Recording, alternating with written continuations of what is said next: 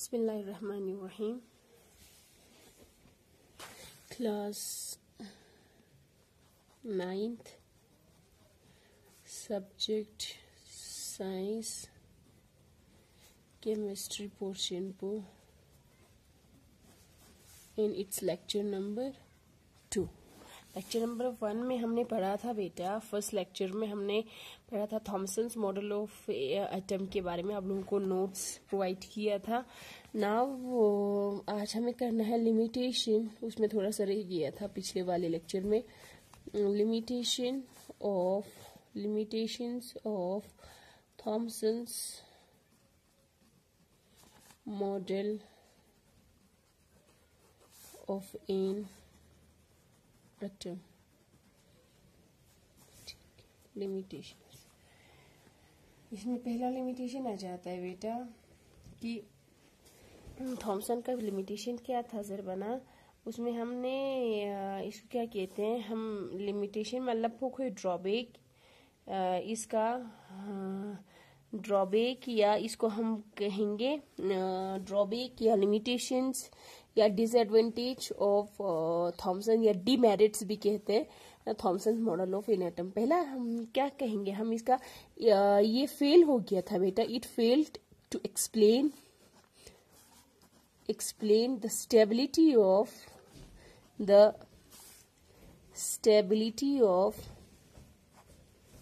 an atom because his model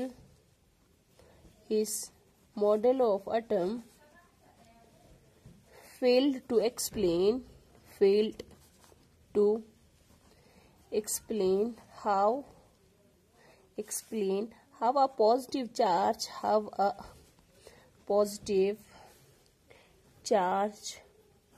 holds the negatively charged electrons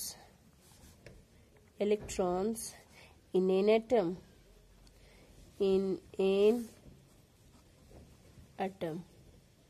ठीक है।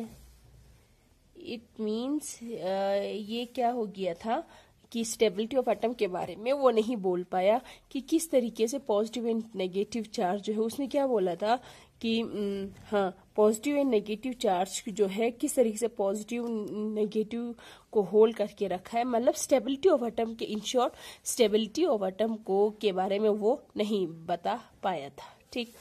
और also यहाँ ठीक this theory is failed।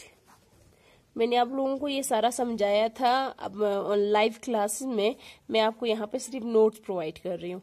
This theory is failed to account for the position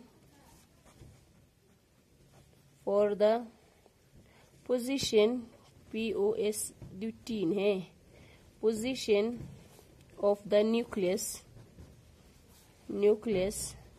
in an atom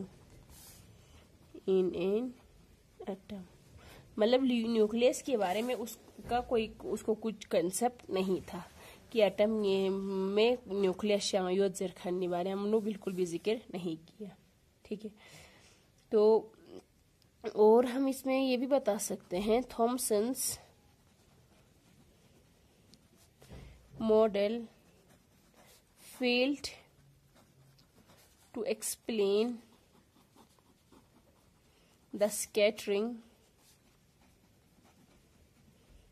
of alpha particles by thin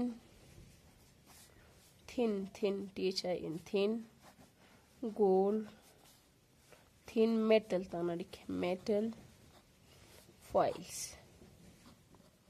उसके बारे में भी जो थॉमसन्स मॉडल फेल हो गया कि किस तरीके से अल्फा पार्टिकल्स स्कैटर सोसिन जब वो उस मेटल फॉइल को जब हिट करता है अल्फा पार्टिकल्स की उधर स्कैटरिंग किस तरीके से अल्फा पार्टिकल्स का हो गया है, उसके बारे में उसको कुछ नॉलेज नहीं था।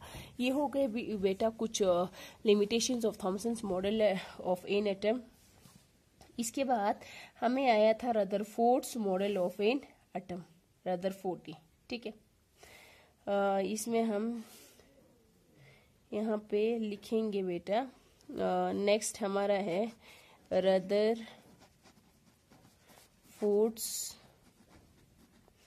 मॉडल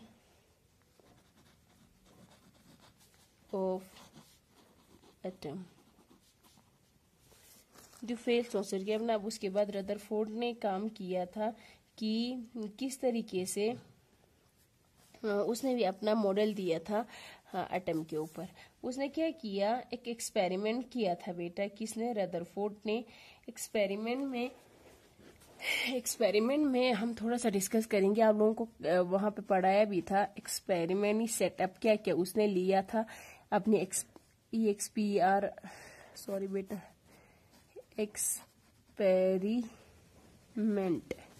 सेटअप क्या क्या उसने लिया था अपनी एक्सपेरिमेंट करते वक्त। सबसे पहले उसने क्या किया, he selected a thin gold foil, एक उसने ये लिया, और दूसरा the fast moving alpha particles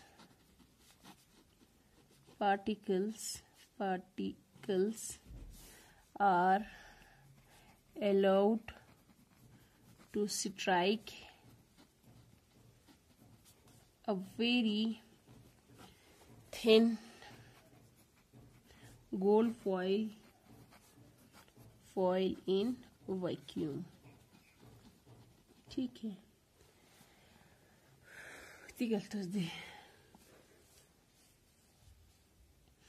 उसने क्या किया इस तरीके से, आप लोगों को थोन दो बेटा, वहां पे भी हमने दिखाया था आप लोगों को।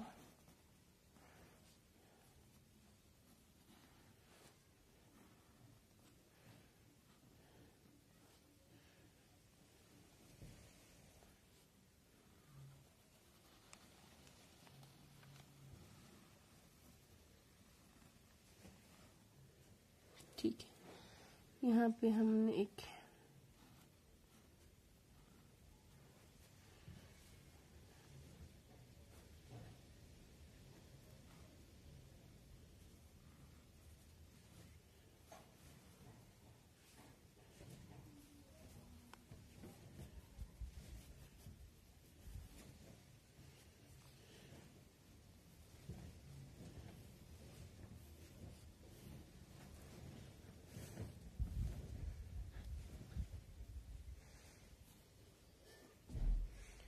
त्यसमा नीचे थे।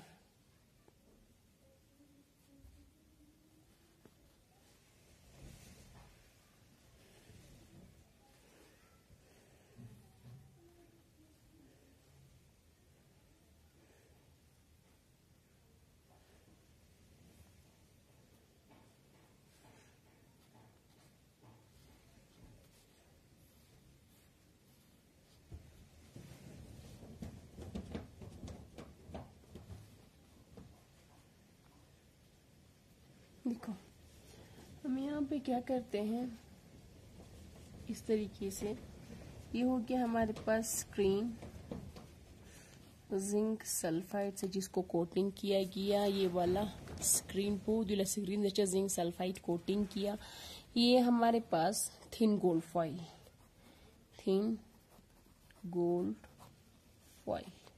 ठीक है। ये हो गया हमारे पास सोर्स किसका, अल्फा पार्टिकल्स का, अल्फा पार्टिकल्स, ठीक है। तो ड्यून सगेंसुक जो पूरा डिफ्लेक्टेड है। अब देख लो क्या हो गया,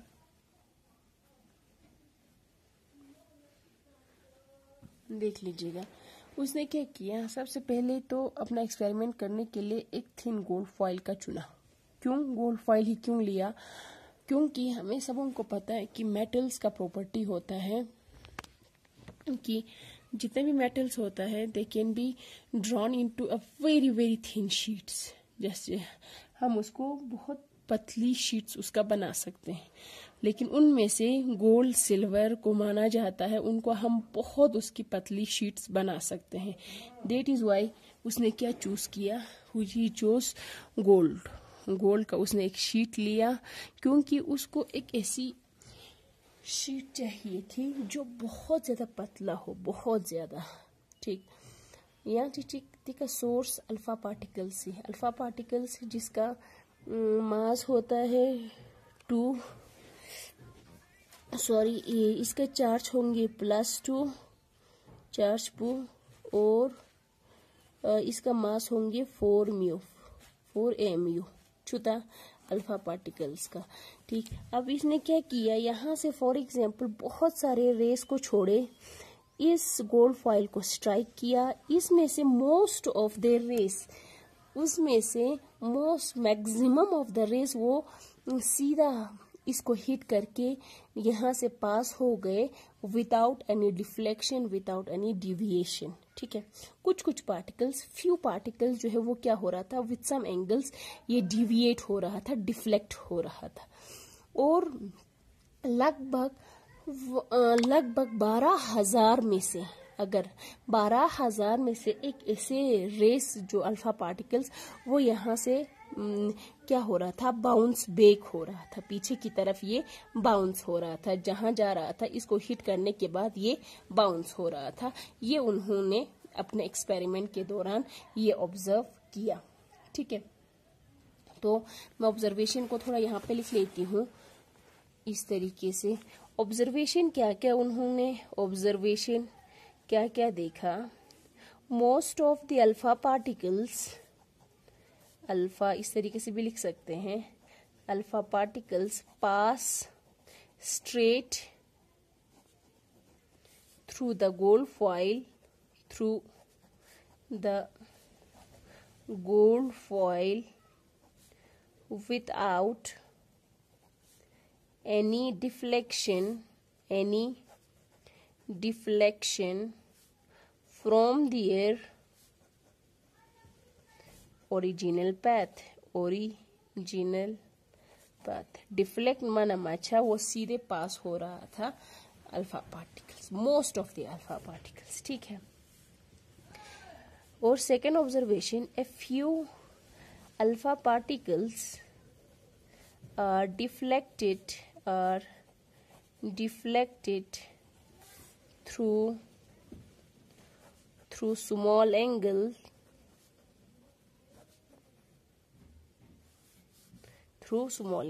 कुछ पार्टिकल जो है वो डिविएट हो रहा था बाय स्मॉल एंगल से, और वेरी फ्यू मन rare few alpha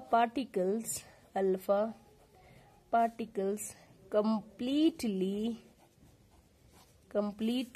rebound on hitting the gold foil and turn back on their path। ठीक है, ऑब्जर्व, ये 3 चीजें उन्होंने ऑब्जर्व किया एक्सपेरिमेंट के दौरान। बहुत सारे अल्फा पार्टिकल्स वो स्ट्रेट पास हो रहा था विदाउट एनी डिफ्लेक्शन, कुछ पार्टिकल, फ्यू पार्टिकल जो है वो हल्का सा with some angle, by some angle वो डिविएट हो रहा था, डिफ्लेक्ट हो रहा था। निम्न फ्यू 12,000 में से एक पार्टिकल्स ऐसे थे जो गोल्ड फॉइल को हिट करने के बाद वो बाउंस हो रहा था, जिस रास्ते से वो जा रहे थे उसी रास्ते से फिर से वापस हो रहा था। ठीक है, ये उन्होंने क्या किया, ऑब्जर्व किया, ऑब्जर्वेशन ये देखने को मिला। ठीक, अब इसे कंक्लूजन हम क्या निकाल सकते हैं, रदरफोर्ड ने क्या निकाला कंक्लूजन पूछी फीस बना का, तो देखो बेटा कंक्लूजन पुंगाते नेक्स्ट लेक्चर में पढ़ेंगे, क्योंकि थोड़ा फाइल हेवी रिखेंदो जिसकी वजह से मुझे इसको सेंड करने में दिक्कत आ जाती है। इसी लेक्चर नंबर 3 में आप लोगों को इसे कंक्लूजन के साथ हम बाकी इसमें करवा देंगे। ठीक है बेटा, यहाँ तक आप लोगों को समझ में आया होगा, होप सो। चलिए बेटा, थैंक यू सो मच, खुदा हाफिज।